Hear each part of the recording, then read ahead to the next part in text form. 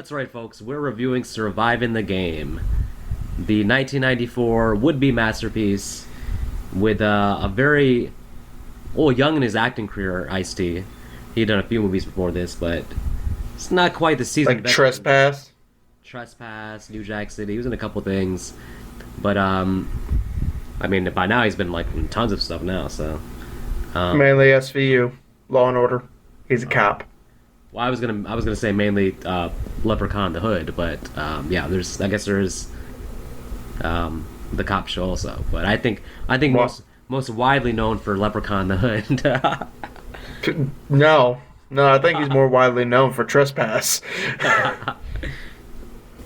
It grossed a whopping $7 million. So,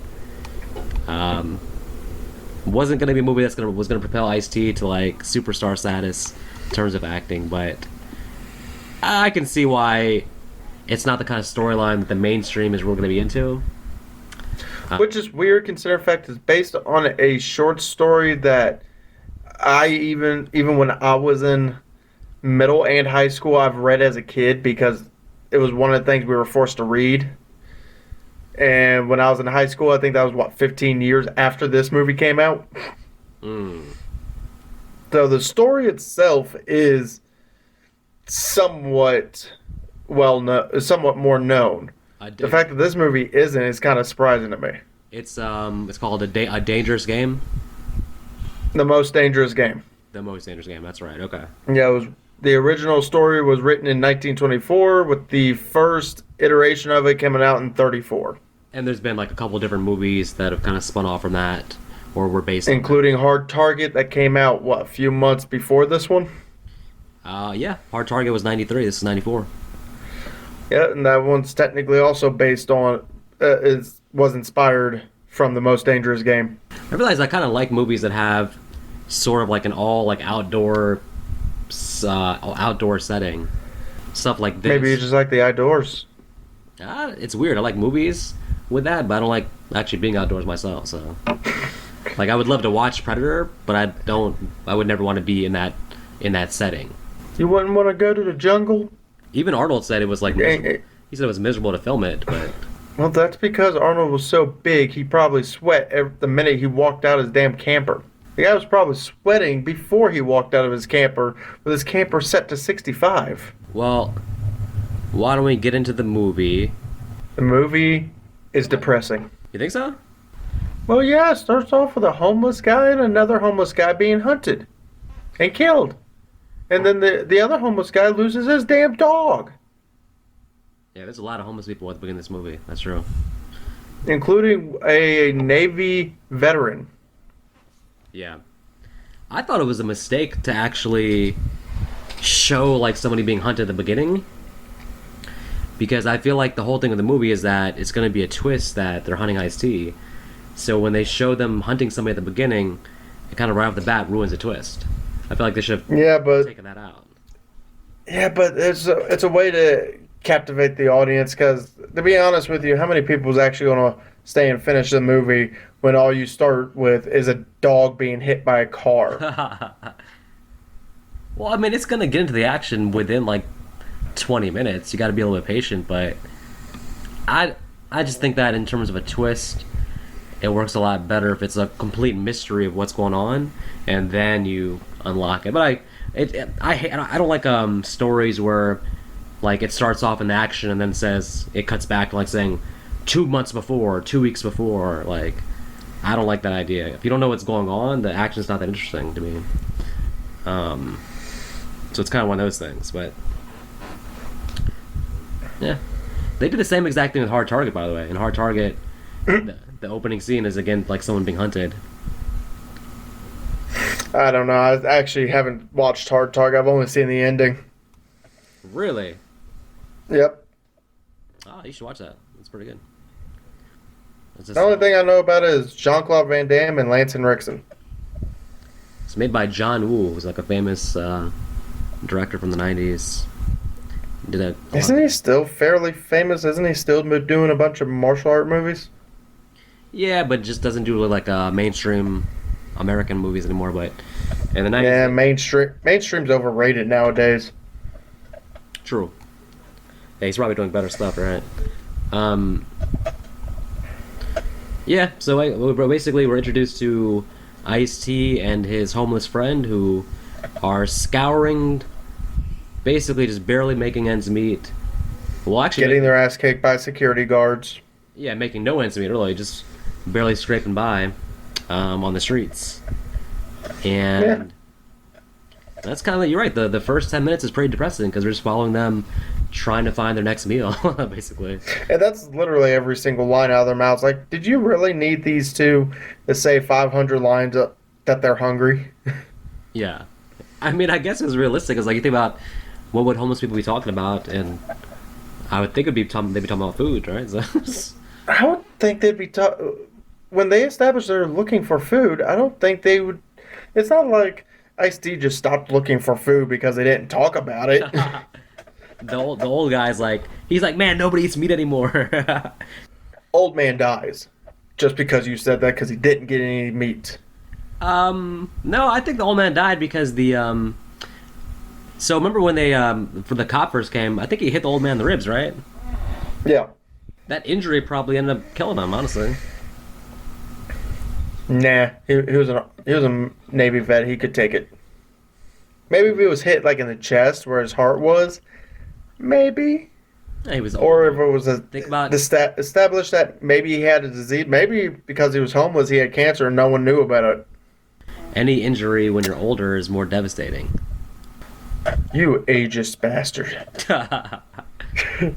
Anyway, Just because he's old and you think he can't take a beating, he's homeless. He probably has thicker skin than everybody. well, he's gone now, so it's too late to care about that. Yeah, now he's buried Old next man. to the dead dog. The old man dies, buried next to the dog, and Ice-T's left alone. Ice-T figures out to himself that, hey, now that my dog is gone, my best friend's gone, there's no reason for me to live. So I'm gonna jump in front of a bus where Walter saves him. Played by Charles Bad S. Walter. Dutton. Charles Dutton, who saves him, but really is actually having an ulterior motive. Yeah, he wants to kill him later. It's funny that this guy Walter's like giving out like free meals to the homeless, but then he's also. Do you think he's just giving out the free meals? Is that all just a way to lure in a homeless person that he can choose for the game? Most likely. But considering the fact that he himself was saying he was getting bored with some of the ones they were picking up, tells me that when he saw Ice-T fighting off against that security guard, he was like, okay, we doing this guy. Ah, that's true. Yeah, you're right. Yeah, because they want to pick someone who shows some fight, will fight back. So, He's going to give him a challenge. oh, they're gonna get a challenge, all right. A challenge to order some McDonald's and get me some chicken nuggets right now. Well, you can do that yourself, sir. That doesn't require them to do that for you. So, That involves me having to leave the room. So this is also where we get to meet Burns. Yeah, I was gonna say before Ice-T can qualify, first he has to show him that he can run on the treadmill for 10 minutes. 30. Oof. I'm surprised he made it. He has some smoker lungs. I'm surprised he made it. The same. But then again, we did get that transition, so Ice-T probably really wasn't running for more than 1 second. Yeah, true. They basically took But apparently that 1 minute and second winded him out. Yeah. If you haven't been running and then just hop on a treadmill, that first time is rough. So. And notice how, what do you call it? He's like, that looks like one of them running things. Like, did really? You tell me you don't know what that's called? Well, remember this is 1994. How new? There is no way treadmills were not out for at least 5 or 10 years by then. He did say one of those running things. You're right. It's called a treadmill, man. What are you doing, Ice-T? I mean, and this guy, well, I guess this character wasn't. This character was a mechanic, but Ice-T was in the Army. He couldn't have improv'd a little better? One of them running things. That's a funny line. Put me on one of them running things. I'll show you. I'll show you I got endurance. I'll do it right now. For $20, I'll run to Alaska. For $20, I'll run to Alaska. No, I won't be running to Alaska for less than a 500 Like, I don't want to be mean because I know that some people are poor and homeless and stuff, but yeah, $20 running to Alaska? No, I couldn't do that. Yeah, I need from where I'm sitting right now a minimum of $5,000. Yeah.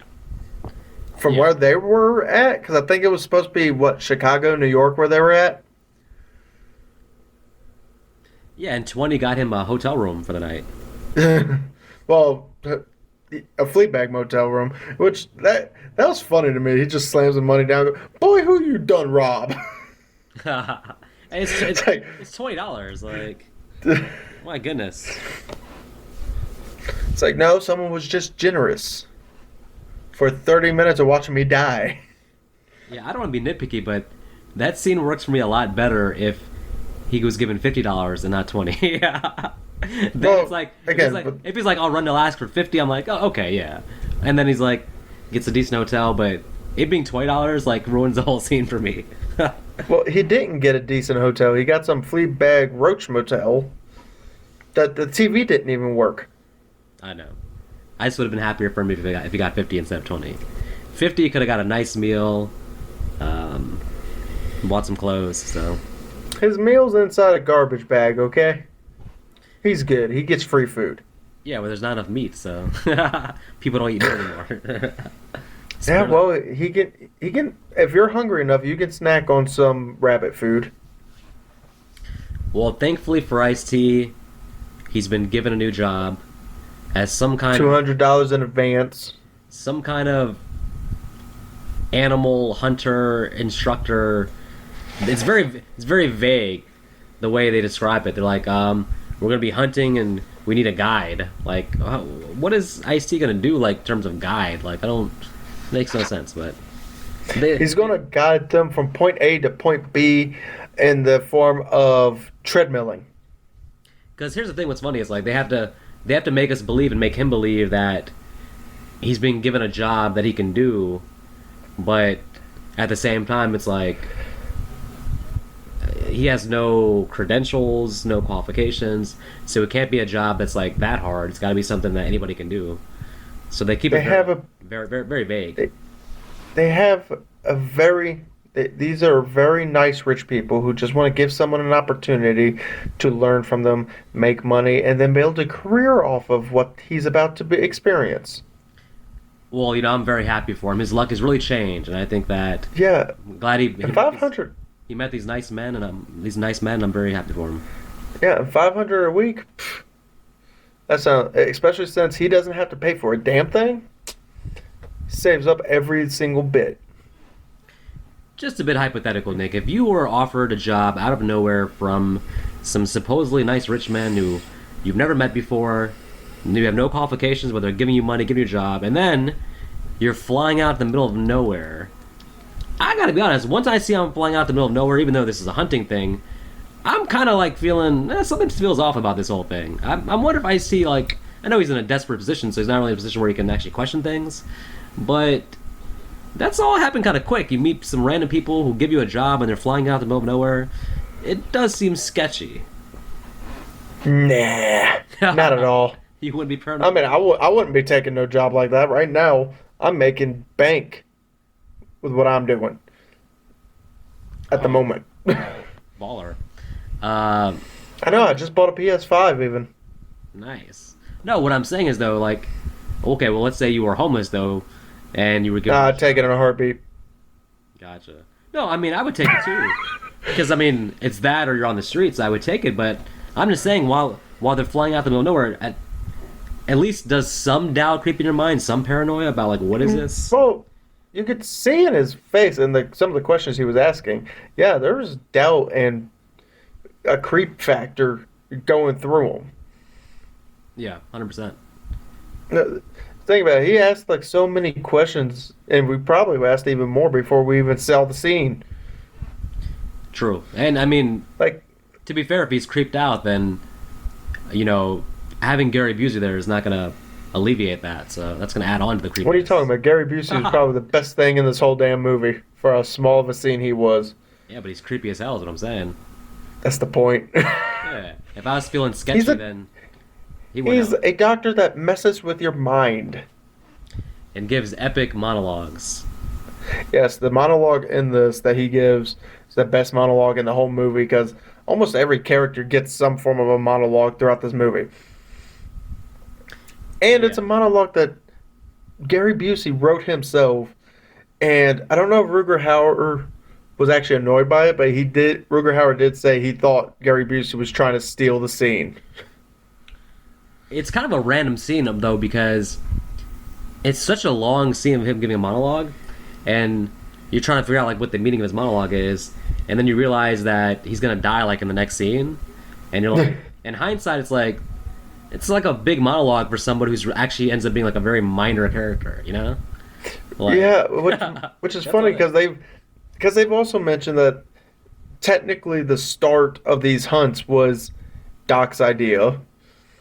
Doc was the most aggressive. Doc was honestly the one I'd be afraid of the most out of all of them. Yeah. In fact, even in the original cut of the movie, Ruger Hauer's character was supposed to say bullshit at the end of the monologue. Mm. But they liked the monologue so much they didn't want to downplay it, so they cut out the bullshit part. Yeah. No, it's a powerful scene. Like the only problem is, in hindsight, when you look back, you're just like, yeah, he was a very, very minor character. So all that monologue didn't mean anything in the day because I guess it sort of again more spooked out Ice-T more, but Yeah, but you could also tell through Gary Busey's expressions and all that he was proud of the memory, but he also had regret about it yeah, because he even mentioned he loved that dog. He fed the dog, he took care of it, and then killing it, you could see in his eyes like I didn't want to do it. My father pretty much forced that on me. I don't think he felt bad because right before that he had um, put the pig in front of Ice-T and said, "Look into his eyes when you eat him.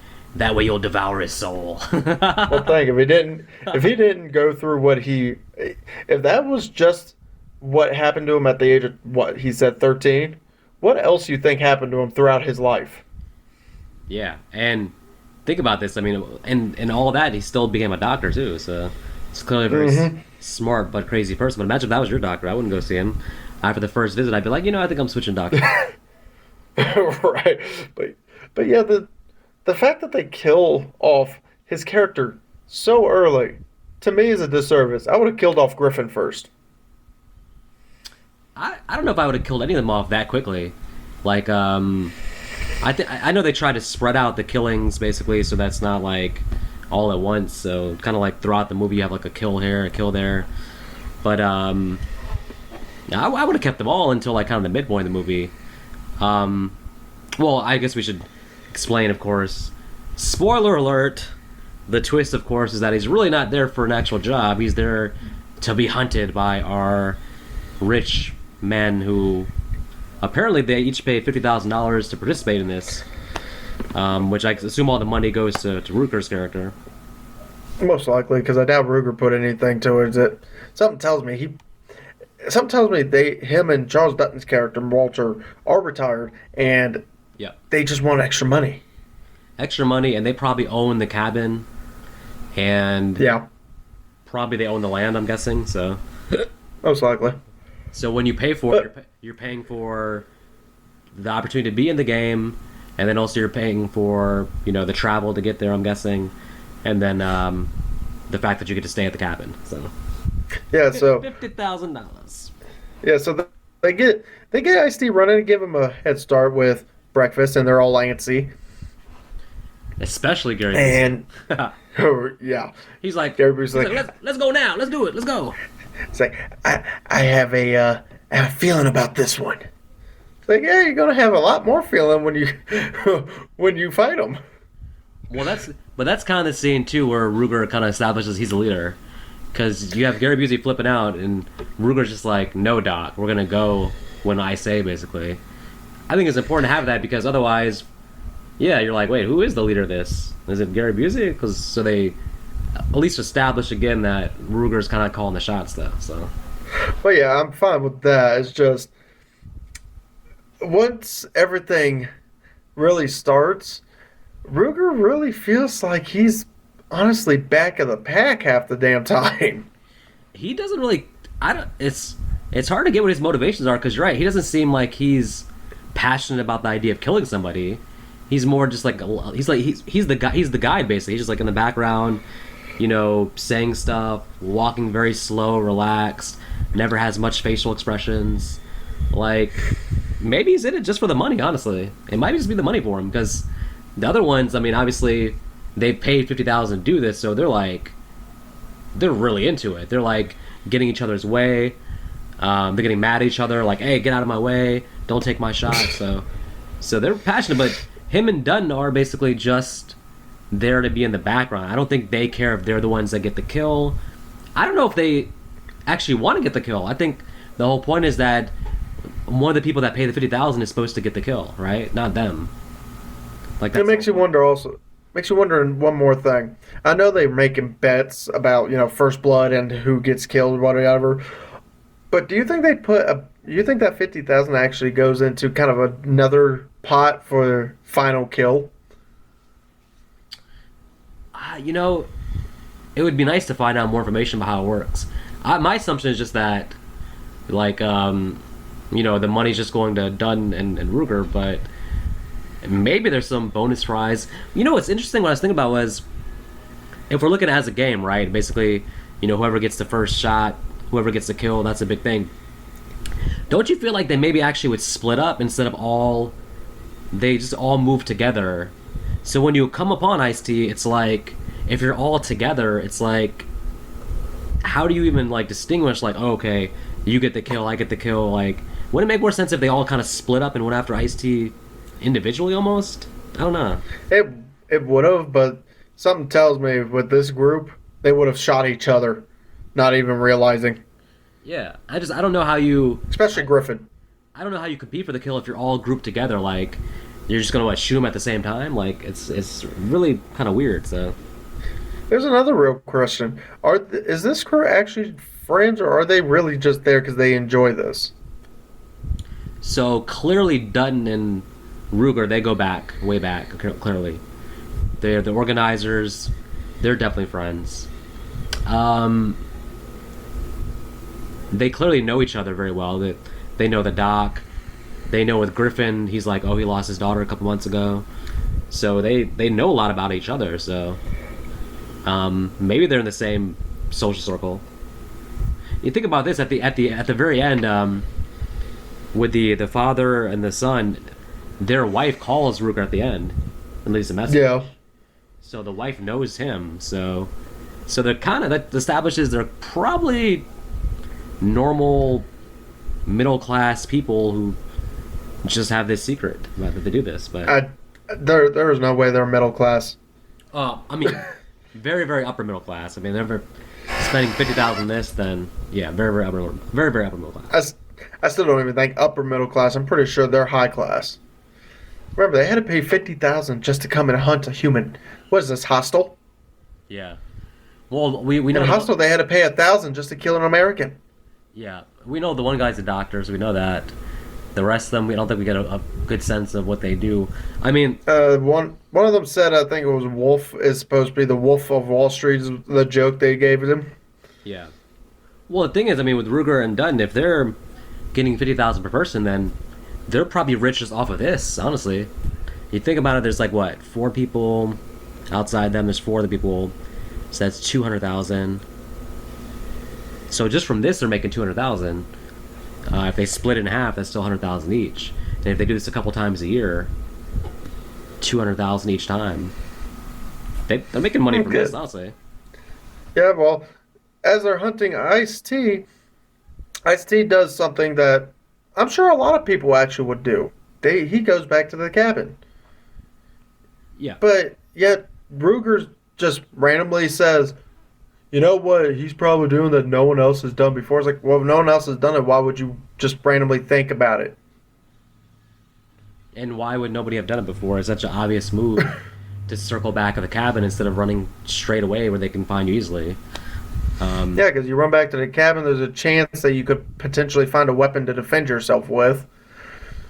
So basically, it seems obvious, but the movie's making out to be like some great strategic genius move. It's like, oh, okay, all right. But apparently, it's not so strategic because the one person that does it, Ruger's like, he's headed back to the cabin. It's like, what's giving you that idea if somebody's never done this before? If no one's done it to me before, I would think, okay, well, they're not going back to the cabin. That's just stupid. You know, what I just thought of would be hilarious. What? If Ruger says that, right, and then you cut to them pulling up on their four wheelers to the cabin, right, and then you cut back to Icy still in the woods. Just like found a cave. No, Ruger's just like, no, I was wrong. He didn't come back to the cabin. He's like still in the woods, going the straight line. Nope. Instead, Ice-T was there, and he burned that cabin to the ground. In which case, caused a wild Garey Busey to appear. Yeah, what the hell, man? Garey Busey lost his mind. This whole scene, this whole movie, it's like, dude is on the edge and lost his mind, and then didn't get the job done, ended up getting killed in this fire. So. Well, what's bad is he would have won the fight if he didn't stop just to say, "I like my meat rare." It's like, really? It's like you got to kill him first. You already gave your monologue. Like, stop talking and just kill him. It's like if he didn't stop fighting, he actually would have killed him. I got a feeling he would have, before the kill, he'd been like, "Let me tell you the story about this other scar on my leg. It's about my childhood rabbit." Like, you're like, what? Yeah, so he gets thrown into the fire and burns alive, and absolutely no one gives a shit. Nobody cares. It's like so. I mean, you'd have to get a lot. You have to do a lot to get Ruger to react to anything in this movie. Well, he's so low key, like non-stressed about everything that happens. Well, the weird thing I'm trying to figure out is, okay, fine, he's missing, but at the same time, how do you really know he's dead when you haven't found the body? I would have thought he just ran back into the woods after Ice-T.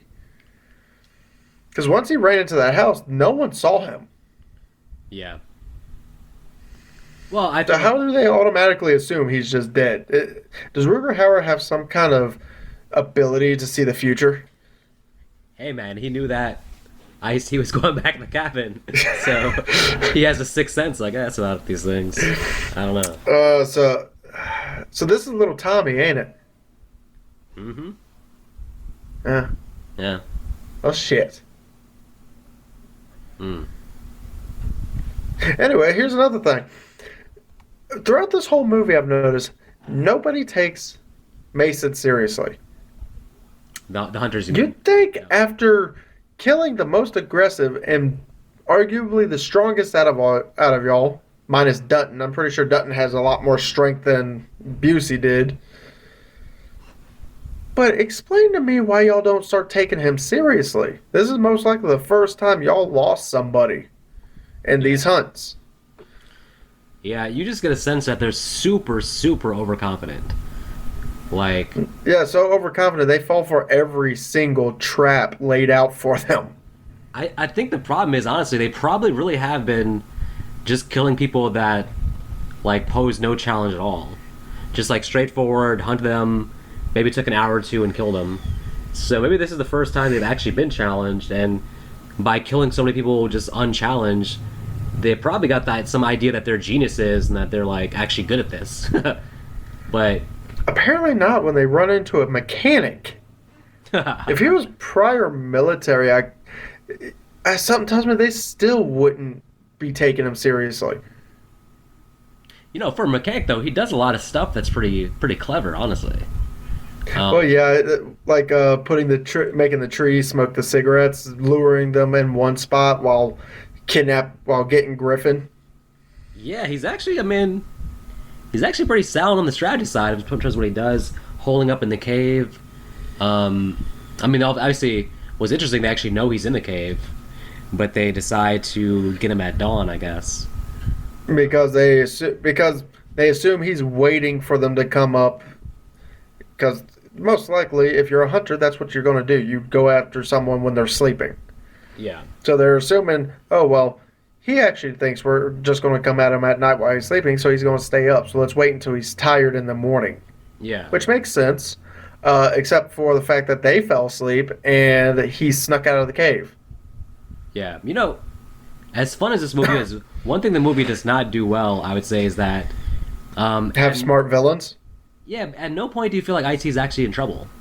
At no point do you actually feel like, almost from the beginning, you feel like he's outsmarting them, and that he's gonna come out ahead. It's never feeling like, oh my god, the odds are so against him, and how's he gonna get out of this? It's because they're not it feels taking like, him seriously. yeah, they're so stupid in their own way that almost immediately you just feel like, yeah, I think he's probably gonna beat all of them. So, If they took him seriously. I would like to be more like actually fearing for him. At no point do I fear for him. No, if they took him seriously, this movie could have gone multiple different ways. But there's At the beginning, yeah, but the thing is also, once he gets a gun, then there's no fear at all. It's like, oh, you have a gun? Okay. You can take them out easily now. You have a gun. well, you do remember what he uses that gun for, right? Yes, well... but once his character is given a gun, then it's like, all fear is gone, and it's all just like, really like, I'm like, oh, he has the advantage now, so... Right, and he even mentions that after they kill Griffin, which I want to say one thing about Griffin. Yeah. For someone who has asthma, when you have to hit your inhaler, you don't just puff it in your mouth. You actually have to inhale the air that goes in. Yeah. You don't inhale, it doesn't go in. Just putting your mouth on it, squeezing it twice does not count. Which means, fuck you, that guy should have died of asthma a long ass time ago. Well, he's not really doing it right. Where was the asthma consultant on the set? Easy. I was only 2 years old then. Damn it, man. You let them down. Yeah, I did. I'm not immortal. I'm not a vampire. Rawr. Speaking of Griffin, I got a whole problem with this character in the first place because... He shouldn't be there. I mean, okay. He should have been first to die. Nah, more the first thing you said, because to me, they almost try to make him like a sympathetic character because his daughter recently died. And Mason, when he tells him he kills his wife and kids, that makes Griffin very mad because his daughter recently died. But it's hard for me to forget that, you know, he's out here with a group of guys hunting someone to kill them, and he's probably killed people in the past. So nothing is going to make me sympathize with the guy. And then it's like, if he's somebody who has one conversation with Ice-T and decides to let him go and turn things around and leave, it's like, I don't believe that person would have been out there hunting people in the first place. Like, he just seems like they made up his character for, like, it just doesn't feel real. It's like, why is this dude out here hunting human beings? He's like, obviously, he seems like a normal, sympathetic person, and his daughter just died. Why would you be hunting people after your daughter died a few months ago? Like, how is that? I know why. How's that helping with the grief? That makes no sense. I know why. It's because without him, we wouldn't have gotten Ice-T's monologue about how his wife and kid actually died. It really was just to serve that purpose, I think. You're right. Even though something tells me, if, say, he had a wife and kid waiting for him back at the homeless shelter, it would have made him trying to fight back a little bit more deserving also. Yeah. Because, to be honest with you, if my wife and kid died, and I was homeless, like, what's the point of hunting me? Just kill me. I don't give a shit. Yeah, I mean, he was already suicidal at the beginning, you're right. I mean, if you think about it, if Charles Dutton doesn't save his life, he gets hit by the bus, right? So... Yeah.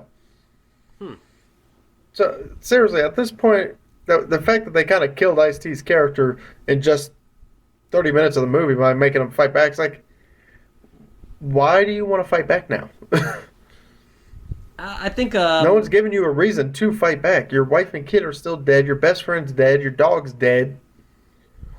You know why? I think because he still wants to go on his terms. Like, okay, if I choose to get hit by a bus, I choose to get hit by a bus. But it doesn't mean I want these assholes to kill me. You know? To be honest, I'd rather be shot in the head than get hit by a bus. Yeah, but would you rather somebody have done that to you where they're, like, basically putting you in a game situation and for their own benefit killing you? Versus you I saying wouldn't. that versus you saying, "Hey, I'm choosing to take my own life, but not some assholes are trying to get over on me." So to be honest with you, if he just sat there and let them kill him, he still would have won in that bout just for one reason: their fun's gone. They're not hunting him. Yeah, but I don't know. Once they, it's not like they're trying to extend the hunt. I mean, as soon as they start chasing him, they're ready to kill him. Like they're shooting at him and everything. So it's like, Well, apparently not, because they're not doing a good job at it. well, I mean, they suck at it, but It makes me wonder, how did they do this like 20 times already? they must have honestly got some really poor people with no survival instincts, I guess. So, So Griffin's dead. well, yeah, let's talk about Griffin some more because I feel like there's another scenario, him and Ice-T connect, and then Ice-T's like, all right, well, it's been nice talking to you, but I do have to shoot you in the head because you are still in the Hunters, and then shoots him in the head. It wouldn't be, I wouldn't blame Ice-T if he still killed the guy afterwards. I mean, it's like one of those things where like, hey, I don't want to do this, but, if I just leave you alive, then I'm not helping myself, right? So... But at the same time, notice how he just how he was on the cliff and he watched the crew unravel. He goes, okay, well, I can get them to kill each other. That's true. Turn them against each other. So Griffin has a change of heart and wants to just leave. He first argues that they should just end the game altogether, but once he sees they're not going to do that, then he's like, okay, well, play your game, but I'm leaving. And he does leave, but he leaves not in a good way. He leaves 6 feet under. I don't think they took the time to bury him, personally, so... Some tells me after Ruger Hauer left, before Ice-T left the woods, he probably took all the bodies and buried them himself. Except for Garey Busey, because he's ashes. At the very least, he probably buried Griffin, just because of their little heart-to-heart. I don't think so, man. I don't know. I mean, if he let him live, he obviously respected him somewhat. Yeah. I don't think respect's the word. I think just more like, I'm not going to kill you, but I don't think when he came across his dead body, I don't think he would have cared. He'd be like, oh, well, do that go. Also, I just want to mention one other thing. When Griffin got taken, obviously we didn't see it happen, but notice how the crew didn't give two shits. They never mentioned, hey, where's Griffin? Throughout the whole night, they were staring at that cave. They really didn't care, right? So they didn't even want Griffin there. Well, they probably thought he was dead. They probably were surprised to find him still alive, honestly. Yeah. So, we should take a moment to talk about the whole father-son dynamic, because we haven't really talked about them much. Wolf Sr. and Wolf Jr. For one, if you name your son Wolf Jr. or any junior, you're a narcissist for naming your kid the exact same name you have. Or you're very uncreative. Yeah, and I don't think Wolf Sr. is going to be winning Father of the Year anytime soon. How ridiculous is that? How ridiculous is that he's brought his son out here and didn't even tell him what he was there for. Didn't even tell him anything about this, and then just surprises him with, "Hey, we're gonna kill a human being," and he expects his son to be like, "Oh, thanks a bunch, Dad. This is what I've always wanted to do. Yeah." Yep, that's exactly what. What, you're saying you wouldn't do that to your kid? It's ridiculous. He gets mad.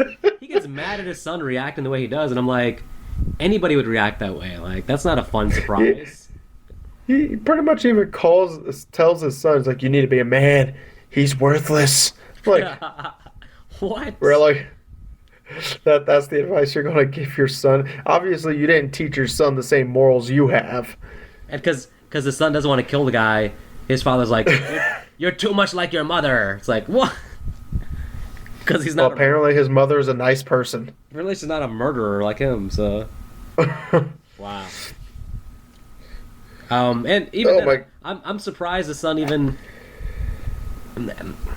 He never really engages anyway to where it looks like he's actually trying to kill IC, but just him going along with it again just felt a little bit off. Like every time he tries to back out, I guess they do kind of bully him back in. But I don't know. I don't necessarily. I don't feel bad for the kid, but I feel like him being here and dying is just like his life thrown to waste for no reason, pretty much. You know, like Yeah. like he's a real he's a real actual casualty to come out of this, in my opinion. Honestly. Yeah, but before we get 100% get to his death, because I have a few words about that one, let's get to the part where the person who I believe should have gotten a fight scene just blows up. Dutton. Yes. I feel like Dutton, because Dutton should have been a bigger point of this hunt, considering the fact he's the one who recommended Ice-T be there. He's the one who technically saved Ice-T to kill him. So I feel like they should have had some kind of fight or a confrontation before he just exploded. Yeah, you know, I thought really, honestly, there's a chance in my mind that he was going to be the main villain because, yeah, he's the one that found Ice-T and kind of set the whole thing up. Like, if he was the last one there, that wouldn't have upset me at all. No, but instead he just, Ice-T, what did Ice-T do to that ATV to make it explode? It's not like he had explosives. I have no idea. It's something to do with, I mean, was he was a car mechanic, right? Like an auto mechanic. Yeah. So. Yeah, but Oh. it still makes no sense. But anyway, so he explodes, and Ruger Hauer decides to kill off his best friend in the most painful way possible, with him already being in pain. Why did he not just shoot him in the head? I don't understand. Why did he choke him with literally 4 fingers? Oh, what a great friend! Kill me in the most painful way possible instead of just like. Yeah, it's like. What's bad is I don't even think he would have been able to choke him that way. It's just he just takes 2 fingers from each thing and presses it on his throat. It's like. It's like is that easy to kill somebody? I mean, 2 fingers. Okay, well, now Ruger's finally going to take this seriously, and that's where we get the damn tree scene. Yeah. Where I admit I like this plan that Ice-T puts out, but if I was hunting someone who's already outsmarted me like 3 or 4 times already, last thing I'm going to do is get on a tree where I can hardly defend myself. Yeah. True. Because that just proves, sure, you may have been counting the bullets, so now you know, okay, he's out of rounds. You're in the woods. You don't need to be. You can be out of bullets and not be out of rounds. He has rocks. Yeah, that's pretty ridiculous. And the thing too is like, he didn't really. I'm surprised he didn't really take out Ruger when he was going across the street. I have to watch it again, but he didn't really bother him with the rocks or anything, right? So. I think if anything, what it probably was is he was trying to throw him at Ruger, but he's not strong enough to get it there, so he kept hitting the kid. I don't even think he actually even really hit any of them. Well, but the kid just got scared and slid off. Okay, so I got it on now, and basically, yeah, Ruger gets off. He gets off the tree like with no problem. He starts doing the rocks after Ruger's already got across. So the time he's throwing the rocks, it's only the kid on there basically. Yeah, and I don't even think any of the rocks actually hits him. I think the kid just freaks out and slides off. Yeah, actually, let me see. I'm at that point right now. So the kid is walking. He's scared of the rocks, and it looks like the kid almost forces himself off, like the thing, like he goes. It's really hard to see him naturally falling the way he does, because he's like in a crawling position. He slips completely, and then he's hanging on with both arms, and he actually has a good grip and everything, and most of his upper body's on the wood, so it's not like he's hanging by his hands. His whole upper chest is supporting him on the thing, so. And then he randomly takes one arm off, and now he's hanging by one arm, and then he falls. I think I know what happened. Really weird.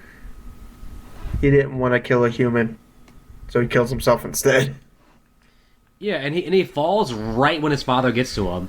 It's like he purposely was just like, "Nope, I'm out of here, Dad. I didn't want to come anyways." Right. So, fuck you, Dad. No heirs for you.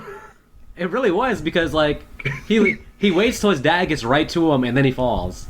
If you're the dad, you're like, disappointment of a son. You couldn't wait for 5 more seconds. Nope. Instead, this is where Wolf Senior just gets pissed off. They chase him, and then they get into a fight. If you're a Wolf Senior, how are you gonna explain this to the mother? Like, I'm almost like, I'm not saying he wants. I'm not saying he wants to die at this point. Does he? But does he really want to go back to his life with his son not there and having to explain this to his mom? Happy accident. Like, I think he's almost better off dying here because the amount of guilt he's gonna have for the rest of his life. Like, basically, I got my son killed. Well, I will just say this about this fight scene. This is probably one of the best fight scene in this movie. Yeah. Well, this fight, even though it's dark, so obviously you can change out the actors for the stunt doubles and be able to show more, but this is actually a pretty intense fight.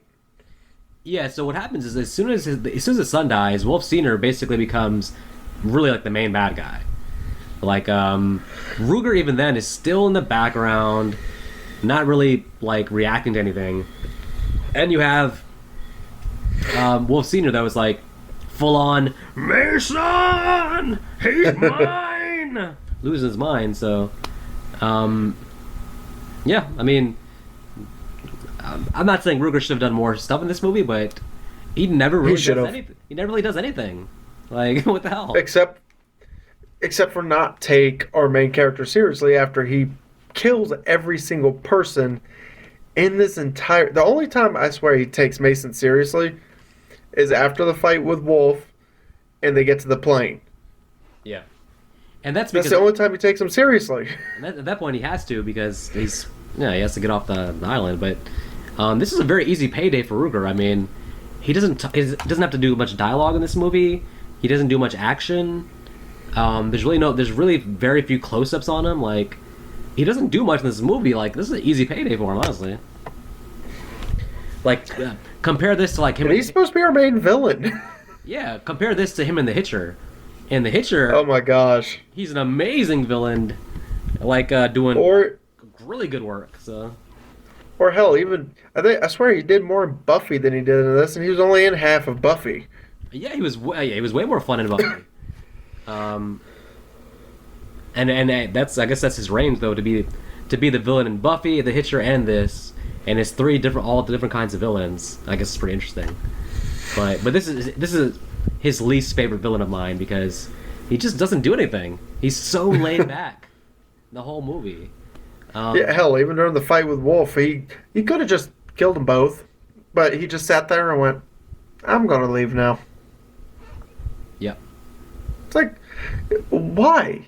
You have the perfect chance. This is literally the point where you can finally kill the main character, and you just leave. That's the thing, man. The whole movie, like, he never shows any interest in actually killing Ice-T at all. So, or doing anything for that matter. I gotta say, it seems like he's just strictly in it for the money, I'm guessing. So, yeah. So now all of a sudden, we're back to the city. How we got to the city, I don't know. I know how Ruger got to the city. How did Ice-T get back to the city? I guess he didn't use that 200, and that 200 just didn't somehow burn in the fire. If I think about what's more ridiculous, Jason getting from Manhattan back to Crystal Lake, or Ice-T getting back to the city, I think Ice-T getting back to the city is more ridiculous. But yeah, because Jason can horror portray. This guy can't. In this movie, Ice-T can, apparently, so... So... Yeah, because... Ruger's making plans to go to Russia? Man's leaving... I don't know where he's planning on going. I just know he's dressed up as a priest now. The man has to run away because basically the wife of Wolf Senior, wife Jr. was calling. People actually want to know what happened to their husbands and stuff, right? So all that liability's on him because that they must have told their wives, hey, this is the number to call if anything happens. So... Yeah, but then again, with how these characters reacted, they didn't plan a whole lot of stuff out in case something like this happened. Well, it's interesting. If they told any of the wives where they were going, then the wives could easily just have that investigated, and they would go find the cabin or the fire, so they would know there was some shenanigans there. So just You'd think the fire would have alerted somebody. I'm sure that smoke raised pretty high up.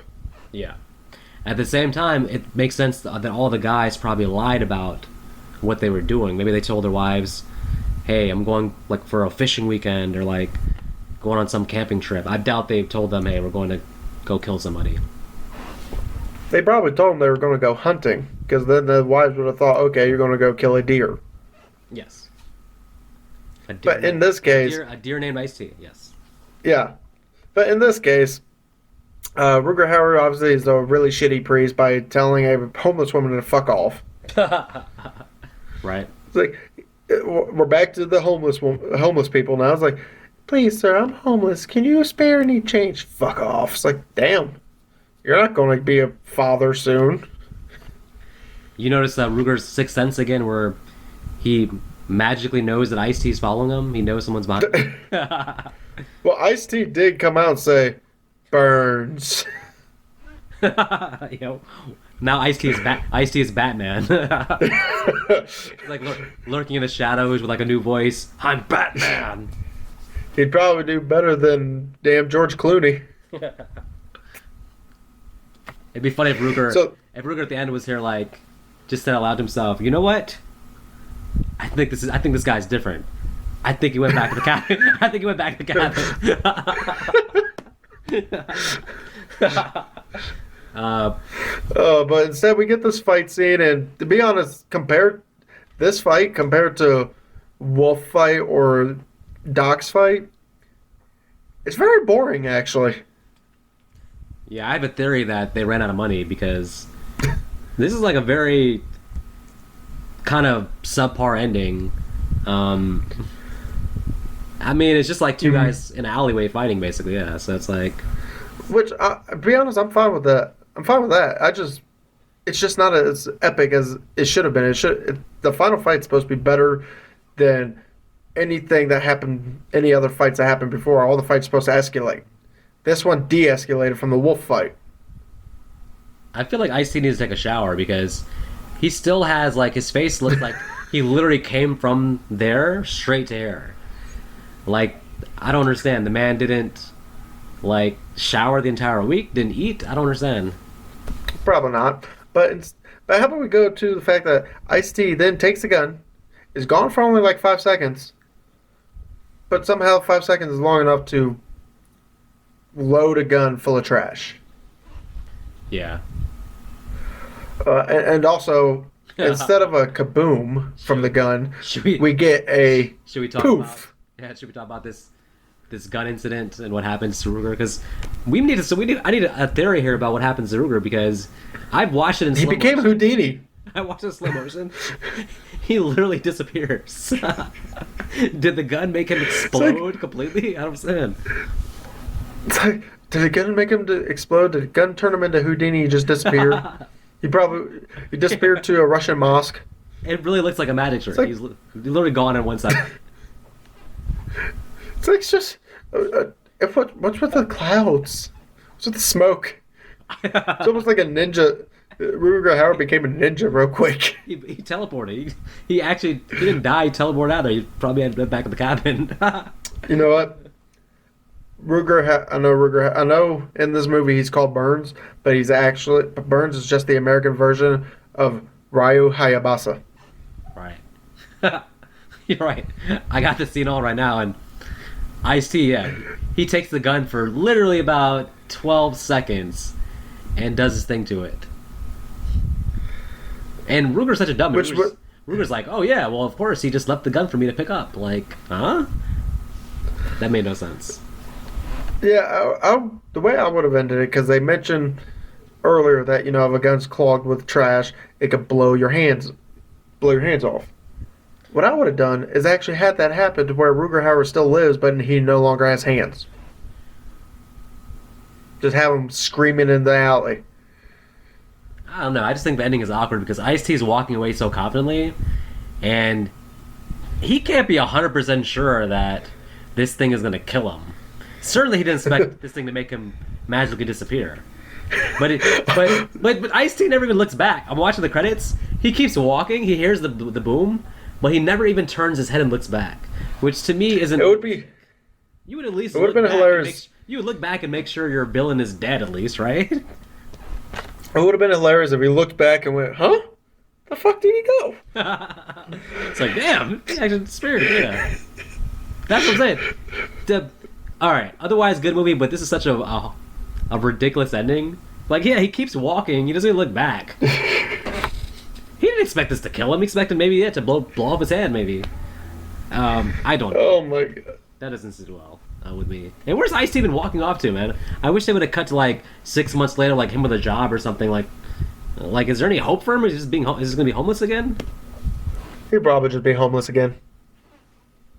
I mean, I don't know if he's going to get the job opportunity after that, so... Yeah, I can see that now on his resume. It's like, yeah, I killed, like, 5 people. Well... Oh, the other thing, too, is, okay. Let's assume that Ruger, it gets killed right there, right? Ice-T's walking away. I'm like, dude, go back and rob him. How? He's gone. He poofed. If there's any part of his body left, go find his wallet at least and take his money, man. What the hell? Wallet poofed. As a matter of fact, if you're Ice-T and you know where he just came from, go back to his house and rob everything in his house. Come on, man. That poofed. The house disappeared too. House disappeared too. Also, why is this rich guy's house in the middle of an alleyway, or is that just the back exit? Gotta be the back exit. I just thought they went for like the cool ending of him walking away, but more realistic would have been like him come back and be like, "Yeah, I'm gonna rob your ass too," and like just picking up. But he poofed. Everything about him just poofed. I don't understand how they saw that in the editing and were like, "Yep, that's the right way though." He disappears. Who the I got hell that. approved that? The poofers. Gah. Anyways, The Mighty Morphin Power Rangers. Mighty Morphin Power Rangers. That's it. Yeah, this was Tommy from the Green Ranger. He took care of it. I don't know, but if Ice-T can do that, he has a future as the next James Bond. Seriously. Nah, Idris Elba would do a better job. Oh yeah, easily. Anyway, so how about we get to our categories? Categories. This is actually going to be tough because there's a lot to choose from. If we're doing, we'll say, of course, we're doing best performance to begin with. Garey Busey. He does stand out. The only reason why I'm thinking not to give it to him is just because it's such a small amount of screen time, even though he's very impactful in that screen time. But Me and you have given best performances to literally 2-second roles. I don't think 2 seconds. 2 seconds. But anyway, yeah, I'm still giving it to Garey Busey mainly just because of that monologue. And I'm sorry, it felt like all these actors, maybe aside from Charles Dutton, just was really just there to get a paycheck. Yeah. Well, the dude, Wolf Senior, he actually before this, I'm surprised he's in this movie because he actually won an Oscar apparently. For this movie? Not for this movie, but previous to this movie. Oh. He's like a really prestigious actor actually, so it's kind of an odd movie for him to be in. I think once his son dies, he gives a really good performance for about 10 minutes, just like his sheer anger. My son! But Yeah, but you gotta kind of get over the other parts of his acting before then. Yeah. Again, it just felt like he's just there for a paycheck, whereas Garey Busey actually felt like he was there to have fun with the role. Well, Garey Busey was being Garey Busey, though. So I imagine in real life, Garey Busey sits at a dinner table and gives those exact monologues. So I'm pretty sure he's just playing himself in the movie. Hey, when he talks, you listen, sir. He is a doctor. I'm on board with giving. He knows more about you than you do. Sure, I'm on board with giving it to Busey because, yeah, it is actually.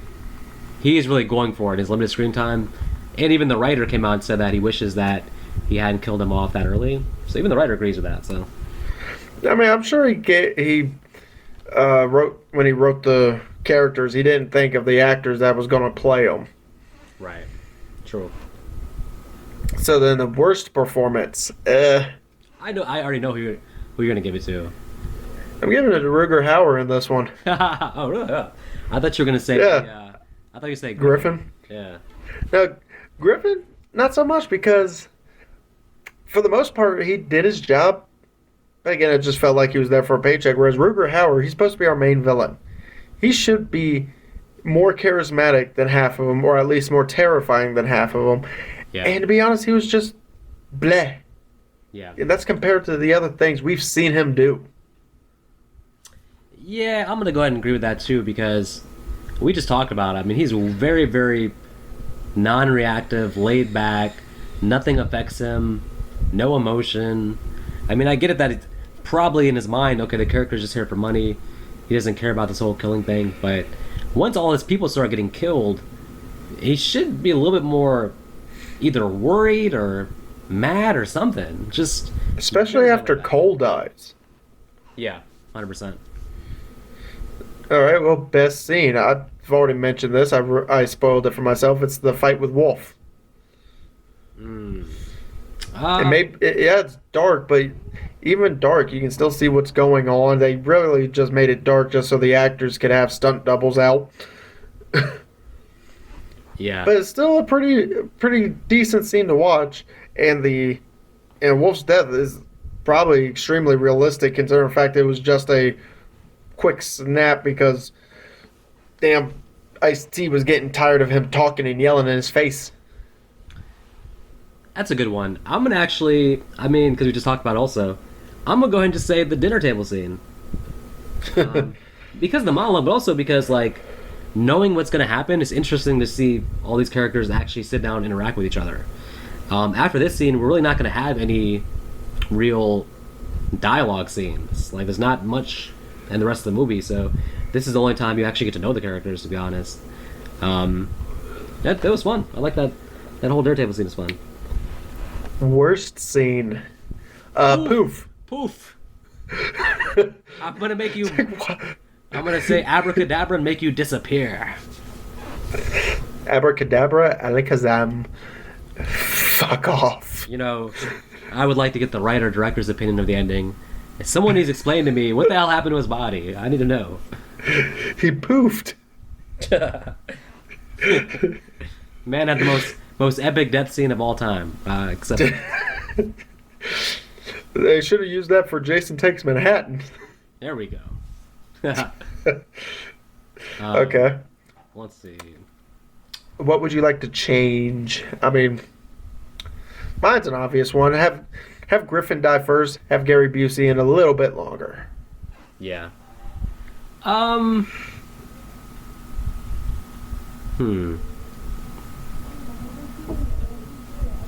It's such an interesting. I would like more background and everything on the actual game, how long they've been doing it, like what their process is, how the money works, like who gets the money. I would have liked some more. They're not like necessary details, but it'd been interesting to know more about like how long they've been doing it. Just some more background, I guess, on it would be nice. But everything else, I'm pretty much okay with. All right. Well, as a final thought, for me, characters are all run one note. Some didn't even try; they just wanted their paycheck.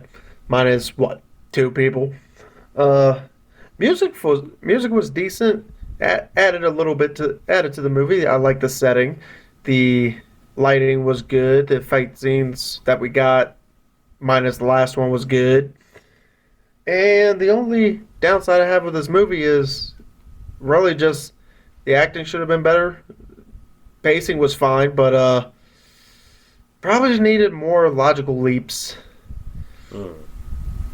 Because we got way too many of them. Or less logical leaps, let me rephrase. Less logical leaps, because you cannot tell me that after one of them dies, they are not going to start taking this seriously. Yeah. So writing, the acting, and the ending, to me, drops it down to a 2. Gotcha. because the movie's still fun, but it's a two. Yeah, and you know, the thing about the acting that I find odd is that like it's a really good cast. So it's like yeah, if everybody's bringing their A game and like actually investing in the roles, then there's really good actors in this. I've seen all these actors in other movies where they're amazing. Like Charles Dutton's like a really good actor. He usually plays more of like an inspirational, like good guy though. He usually doesn't play a villain.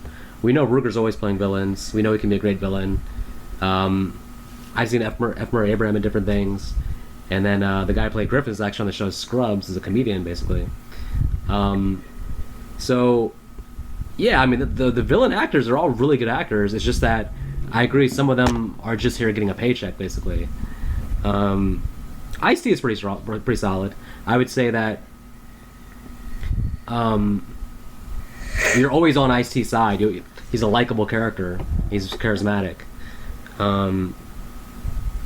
But yeah, it definitely has some writing flaws there, and it does start to run out of steam at the end. I would say, like with all these movies that are kind of in this mold. Like remember Judgment Night's kind of very similar to this too. I feel like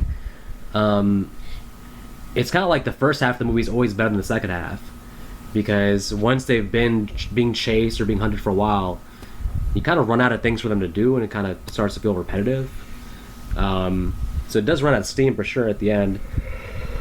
But I do love the location, and the movie's very unique. It has a unique feel to it, and the music is very strong too. So I'm still gonna go 2.5. I feel like the saving grace of this movie is that it's still a fun time, and something about it I've always found to be very rewatchable.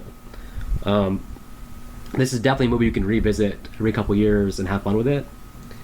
I don't know if it's the location or that it's a very like kind of quick-paced, fast-paced movie, but there's a lot of rewatchability. So I'm gonna go 2.5 stars on that. It's definitely worth watching. It's one of those movies you wouldn't want to like necessarily like watch at night per se. It's more of a like if you're bored during the day, have nothing to do, and it happens to be on, then watch it. But yeah, I've always had a soft spot in my heart for it. Well, everyone, just as always, you do not have to go home, but you do get a message Vic and ask why he watched the wrong movie for next week's review. Yes, well, there's so many variations of movies called The Hunted, The Hunting, The Hunt, Hunt for Red October. I mean, it just goes on and on, man. I mean, I don't, Nick's texting me about The Hunt. I'm thinking, he's texting me about The Hunted. I'm thinking it's The Hunt. I'm searching IMDb. I'm asking what year, and this all results in me watching the wrong movie. I even said Tommy Lee Jones and Benicio del Toro. I admit that didn't tip you off. When I didn't see them in the movie, I was kind of like, "Hey, what is this?" But the one I watched, I liked, so I guess I didn't question it because I was like, "Oh, it's a pretty good movie." So, anyways, so in the next couple weeks, we'll probably be doing some more hunting type movies. I'm guessing so. I guess September is just the month for hunts. We gotta do Hard Target then too, because that's right in line with this also. That's fine, considering the fact it is hunting season. Hunting season. Yep. Well, so anyways, as my advice to listeners, of course, when you are first looking into a gun, make sure that it's not jammed up with trash. Make sure that Ice-T hasn't used the gun previous to you, because he may have purposely jammed up the trash. And then just remember, in the wrong hands, one of those guns, not only will it blow off your hand, but it can actually make you disappear. Yeah, you're probably in the he's probably in the upside down now. Yes, sir. Oh, yeah, well, that's a good point. Yeah. I personally, in my own headcanon, he probably transported back to the cabin. So he's like, yeah, maybe Ice-T should check the cabin. Yeah, he's actually a sorcerer. So he's actually Shang Tsung. Oh gosh. Sorry, Carrie Hiroyuki. Alrighty then. Well, see you folks next week.